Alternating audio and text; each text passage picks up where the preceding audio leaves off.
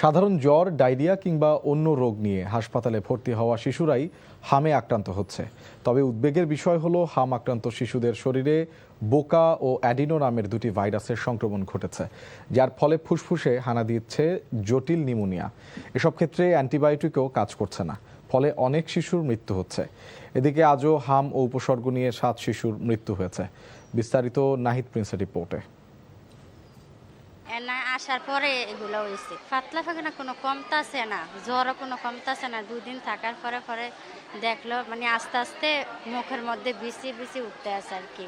এরপরে যে ধরা গেছে যে হাম। কুমিল্লার চান্দিনা থেকে আসা 1.5 বছরের শিশু রাইসার মতো অসংখ্য শিশু হাসপাতালের ওয়ার্ডগুলোতে কাতরাচ্ছে, যারা ভর্তি হয়েছিল অন্য সমস্যা নিয়ে, কিন্তু দীর্ঘ অবস্থানের ফলে আক্রান্ত হয়েছে ছোঁয়াচে হামে। বিশেষজ্ঞরা বলছেন হামের এই বিস্তার শিশুদের রোগ প্রতিরোধ ক্ষমতাকে নষ্ট করে দিচ্ছে।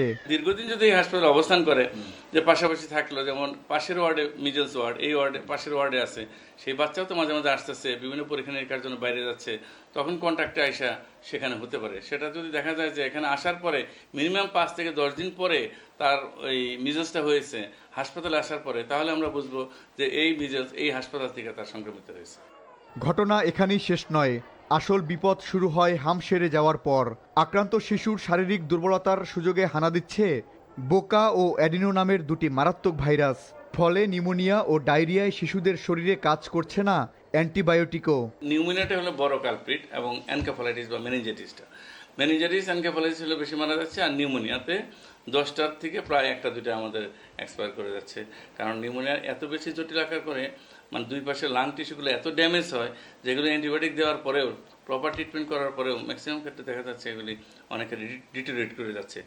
এমন অবস্থায় চিকিৎসকদের পরামর্শ, মৃত্যুর ঝুঁকি এড়াতে আক্রান্তদের থেকে পুরোপুরি বিচ্ছিন্ন বা আইসোলেশনে রাখতে হবে শিশুদের। পাশাপাশি পুষ্টিকর খাবার আর নিবিড় পরিচর্যাই হতে পারে মহামারী প্রতিরোধের সেরা ঢাল। Nahid Prince, NTV news, Dhaka.